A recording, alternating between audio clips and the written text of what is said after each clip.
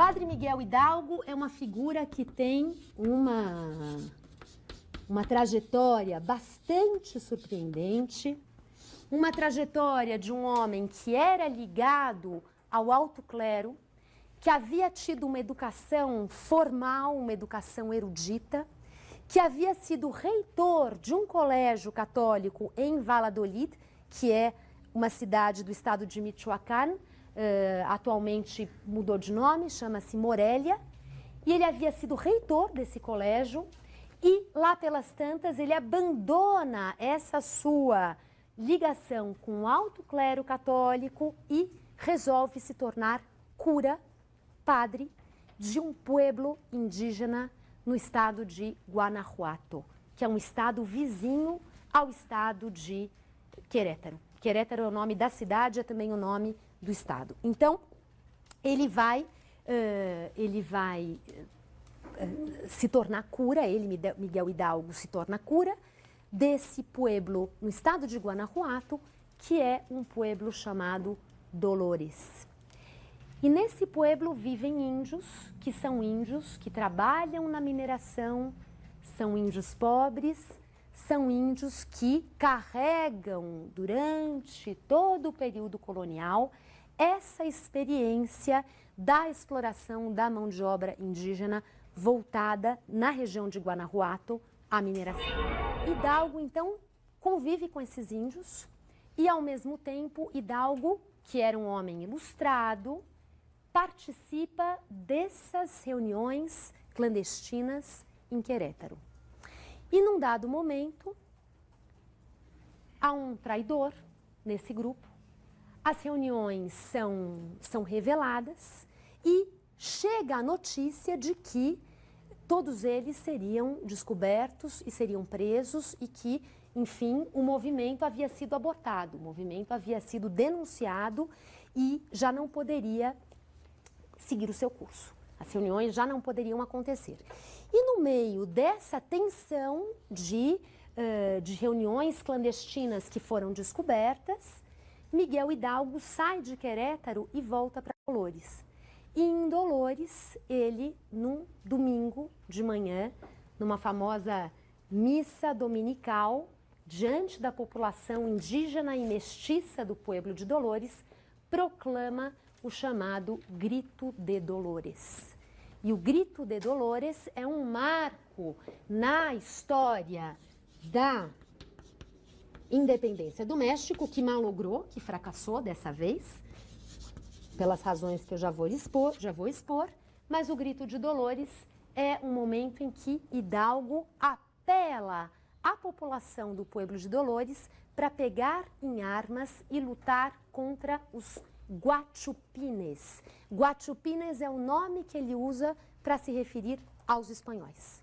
E esses Guachupines são, então, culpados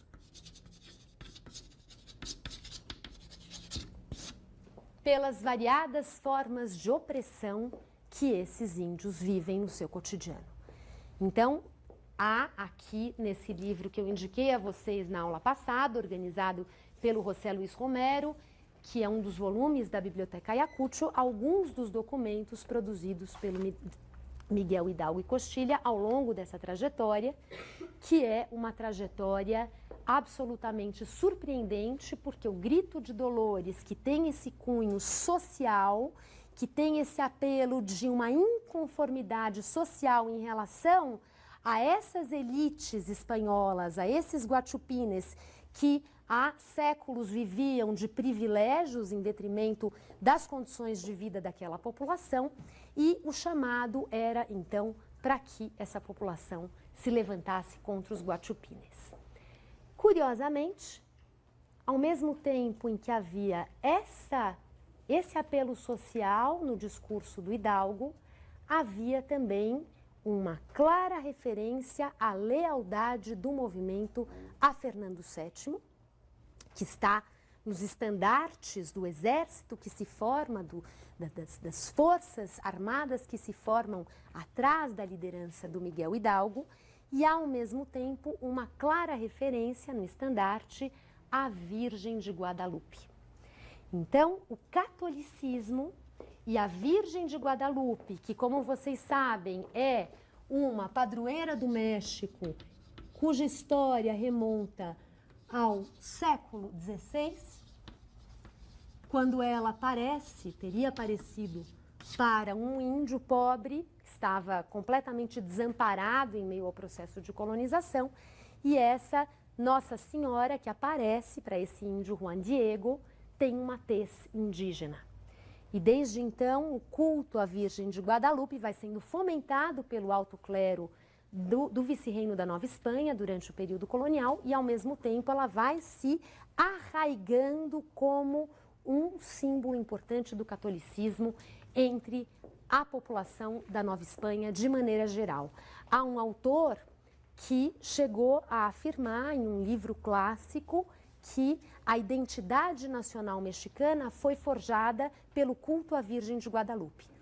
Tal era a reverência de diferentes setores da sociedade mexicana a essa Nossa Senhora indígena.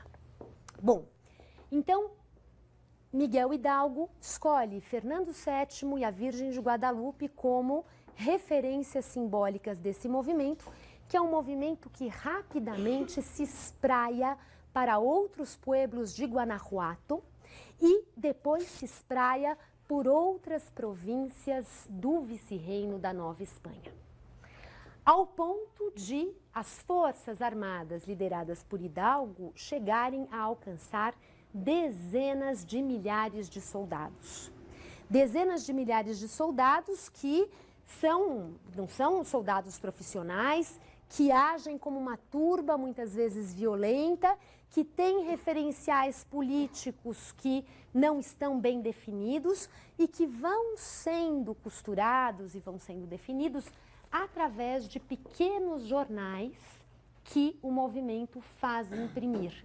Eu tenho uma aluna de mestrado, foi minha aluna de mestrado, chamada Laís Olivato, que fez a sua dissertação sobre esses jornais publicados pela imprensa ligada ao movimento de Hidalgo e que é uma imprensa móvel, é uma imprensa itinerante, porque há confronto, há batalhas e ela precisa sempre mudar de lugar para conseguir sobreviver. Há momentos em que o chumbo das armas era fundido para se transformar em um tipo de uma tipografia e dessa forma esses jornais têm vida curta, mas eles vão também definindo certos referenciais políticos para esse movimento.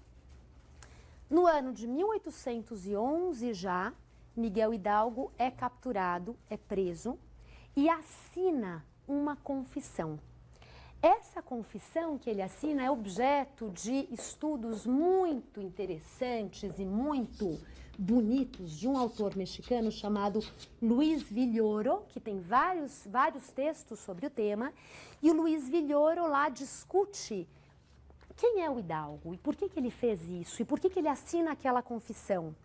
E o Villoro tem toda uma interpretação que vai na linha da hipótese de que o Hidalgo teria realmente se arrependido do que ele fez, de que ele foi tomado por um ímpeto e que o movimento foi muito além do que o que ele havia planejado e que ele se arrependia de ter tomado aquele caminho. De toda forma, o Hidalgo acaba fuzilado. E uma vez fuzilado, ele é sucedido na liderança do movimento por um outro padre chamado Padre Morelos. E o Morelos, por isso é que em todo o manual de história, em todo o texto que narra a história desse primeiro movimento de independência do México, ele é sempre chamado do movimento de independência de Hidalgo e Morelos, porque Morelos assume a frente das forças armadas populares conduzidas pelo Hidalgo e o que ele procura fazer é disciplinarizar um pouco esse exército, ou seja, de dar uma forma mais rígida, mais orgânica a esse exército que continua sendo absolutamente numeroso e que está espalhado pelos rincões do território da Nova Espanha. Diante dessa situação, as elites criolhas reagem, assustadas e se articulam com as elites peninsulares contra o movimento de origem popular, organizado por Hidalgo e Morelos. Esse movimento, eu gostaria de acrescentar ainda, é um movimento que tem essa participação realmente dos setores populares, que tem um discurso com esse forte apelo popular e que, ao mesmo tempo, tem a participação de homens ilustrados. Assim como o Hidalgo, mais do que o Morelos, o Hidalgo, que tem toda essa trajetória de um membro do alto clero, com uma formação sólida, havia um grupo de apoio ao movimento que se manifestou de várias formas. Uma das formas é a da chamada Sociedade dos Guadalupanos, e esses guadalupanos estiveram por trás dos jornais impressos para fomentar o movimento de Hidalgo e Morelos. E esses guadalupanos, isso também foi discutido na dissertação da minha aluna Laís Olivato. Os guadalupanos são homens, em geral, urbanos, são homens ilustrados e são homens que se reconhecem nesse movimento e que procuram apoiá-lo. Então, não é uma coisa só entre o padre e esses índios e mestiços, há outras personagens que se compõem, mas as elites crioulas, de maneira geral, receiam perder o controle sobre essa insurreição popular. Assim como o chamado fenômeno do haitianismo no Brasil e em regiões com forte presença de mão de obra escrava, muitas vezes pesou na balança contra os movimentos de independência, porque as elites sentiam que a independência poderia significar uma grande revolta de escravos, como a que houve no Haiti. No caso da América Espanhola, esse fantasma provinha da chamada rebelião de Tupac Amaru. E a rebelião de Tupac Amaru, que aconteceu nos Andes, no final do século XVIII, mostrou a força de uma grande revolução, de uma grande insurreição, melhor dizendo, indígena. E realmente, a muito custo, a insurreição de Tupac Amaru foi dominada e sufocada pela Espanha, mas deixou a lembrança de quão rapidamente e quão amplamente ela se difundiu pelos Andes. Então, no vice-reino da Nova Espanha também, essa participação dos índios e mestiços com armas na mão, circulando pelo território e agindo de forma muitas vezes desordenada, ou seja, não havia ali uma hierarquia militar bem estruturada, isso tudo pesou na atitude, na reação dessas elites que se voltam contra o movimento. No ano de 1815, também Morelos é capturado, também Morelos é fuzilado e o movimento acaba sendo completamente derrotado.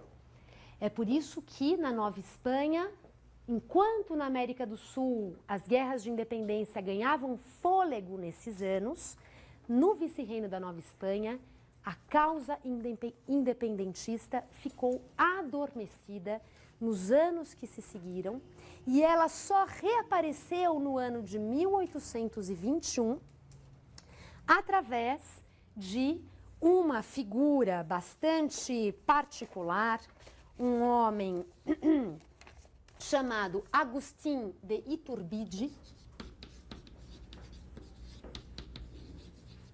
que era descendente de espanhóis e que organiza um movimento de emancipação da Espanha bastante pacífico, resguardando as prerrogativas dos peninsulares no México, resguardando as prerrogativas de todas as instâncias de poder colonial no México, procurando fazer uma transição acordada com a Espanha, e é dessa forma que o México realiza a sua independência no ano de 1821. O Agustín de Iturbide foi aquele que orquestrou essa transição conservadora, no sentido de que toda a estrutura social, política do mundo colonial seria mantida de uma forma quase que intacta. Ou seja, Havia ali um compromisso de se preservar o máximo possível a ordem colonial nesse novo México independente. O Agustín de Iturbide, a partir daí, tem uma história que se aproxima em alguns aspectos da história do Brasil com a figura do Dom Pedro I, porque ele rapidamente reclama para si poderes muito concentrados e entra em conflito com o Congresso, entra em conflito com o Parlamento. E em meio a esse conflito, ele acaba se afirmando como Agustín I, como um monarca com amplos poderes, e uma vez se apresentando como Agustín I e sendo esse monarca, então, que não estaria disposto a respeitar o parlamento e uma constituição, ele entra em choque direto com as elites que o haviam apoiado e acaba tendo que fugir do México. Ele é escorraçado do México. Um pouco depois ele retorna, pretendendo reagir e retomar o seu poder, e nesse momento ele é capturado, preso e também fuzilado no ano de 1824. Então, a transição do México para a vida independente se dá a partir de um acordo que resguarda todos os interesses conservadores e, por outro lado, existe uma relação tumultuada com a figura do Agustín de Iturbide, com essa liderança, que rapidamente sai de cena. A partir de 1824, o horizonte de monarquia que havia sido desenhado pelo Iturbide logo após a independência se enfraquece. Tal havia sido o desgaste, o fracasso dessa presença do Agustín Iturbide como o chefe do Estado mexicano. E é a partir daí que o México se afirma como uma república e com uma constituição republicana, e, no entanto, esse projeto da república no México é um projeto que vai o tempo todo conviver e se tensionar com um projeto de monarquia que não sai de cena. E essa tensão entre a República vitoriosa, nesse momento, em 1824, e um projeto monárquico que vai ser alimentado pelos conservadores, que se organizam aos poucos como Partido Conservador no México, é um projeto que não sai de cena completamente. Ou seja, ele fica fragilizado, mas o tempo todo se anunciando, buscando brechas, buscando articulações, e esse embate, essa tensão vai se expressar com toda a força novamente na história do México nos anos 1850 e 1860, quando os liberais chegam ao poder, procuram implementar uma série de reformas e os conservadores reagem a elas. Então, o Iturbide sai de cena, mas o horizonte da monarquia não. E ele vai se rearticular e reaparecer com força nos anos 1860, quando o México recebe a presença de um imperador Habsburgo, vindo do Império Austro-Húngaro. Tá? Então, isso mais adiante. Eu vou deixar para falar da formação do Estado mexicano e dessa disputa entre liberais e conservadores em uma outra aula. E agora vou passar, então, ao vice-reino do Rio da Prata. O vice-reino do Rio da Prata, que não tem esse momento de uma grande insurreição popular, que depois é sufocada, é ceifada e que acaba dando lugar mais adiante a um desfecho político claramente de elite e conservador. No Rio da Prata, as coisas vão se encaminhar de uma outra maneira. Muito bem.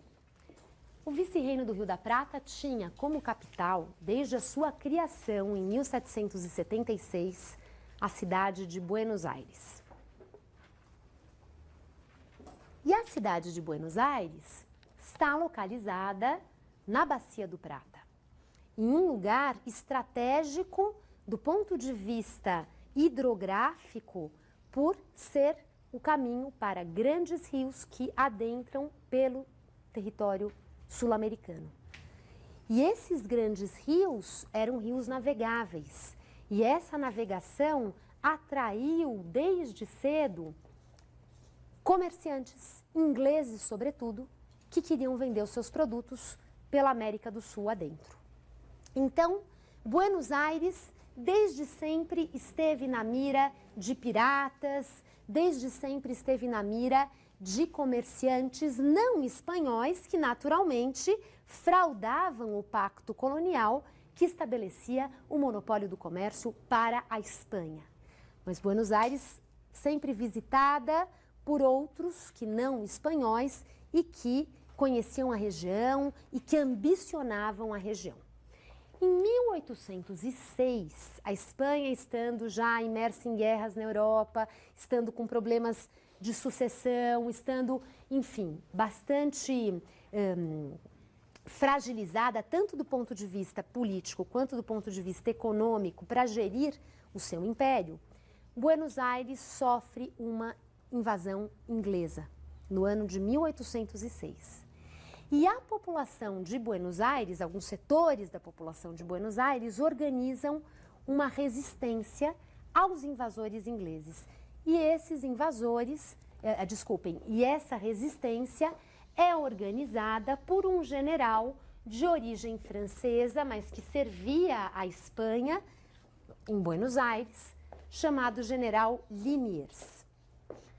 E o General Liniers capitaneia essa resistência e os ingleses são repelidos.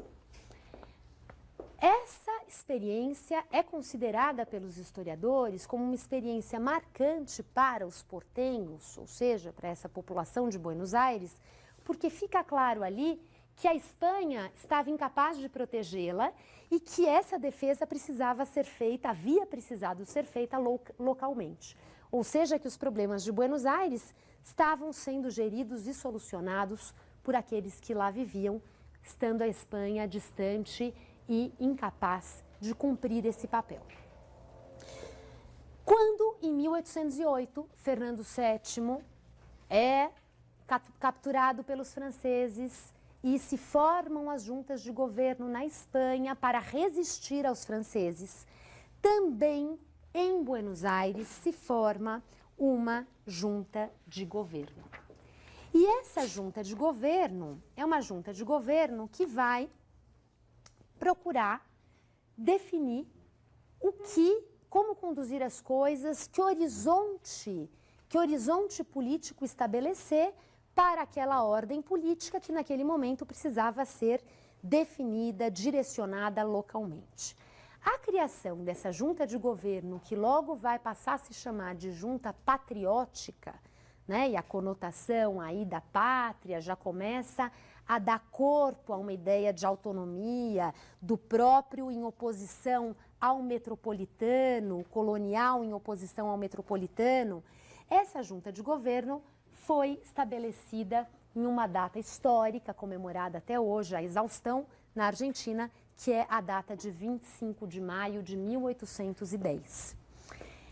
E essa junta de governo tem duas correntes que se confrontam, duas correntes que divergem.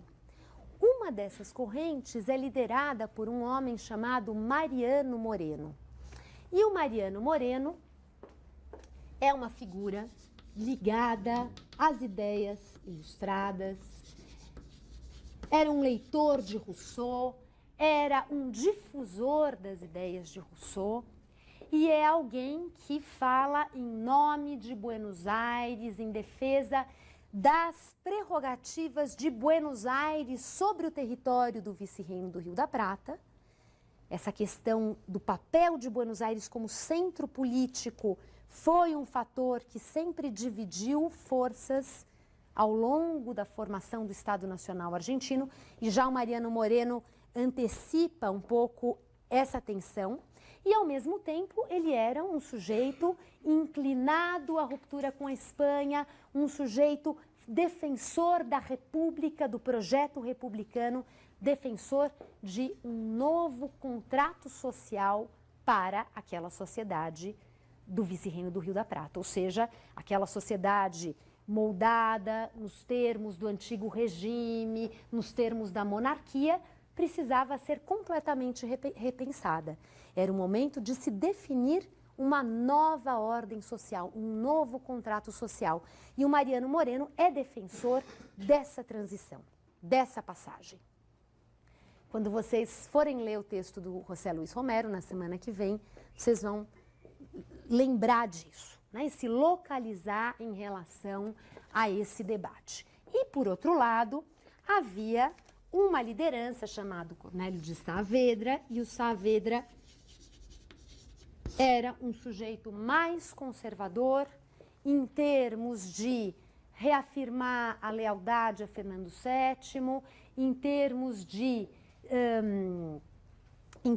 de defender também os interesses das províncias em relação a Buenos Aires, um sujeito que não abraça o projeto da República, que tem uma posição mais hesitante em relação a esse projeto russoniano, republicano, e que vai disputar espaço com o Mariano Moreno. O desfecho dessa história é a prevalência de Saavedra sobre Mariano Moreno. Mariano Moreno, então, sai da Argentina, embarca rumo à Europa, onde ele deveria assumir um cargo político ligado ao governo de Buenos Aires, mas, enfim, no exílio, e durante a travessia ele morre. Então, Saavedra ganha a disputa e as coisas na Argentina deixam de assumir essa verve radical, que era a verve do Mariano Moreno. Ele tem essa importância, embora a participação dele tenha sido, do ponto de vista temporal, restrita, porque ele sempre foi, a partir daí, uma matriz de um certo projeto de independência que continuou em cena a despeito do desaparecimento de Mariano Moreno.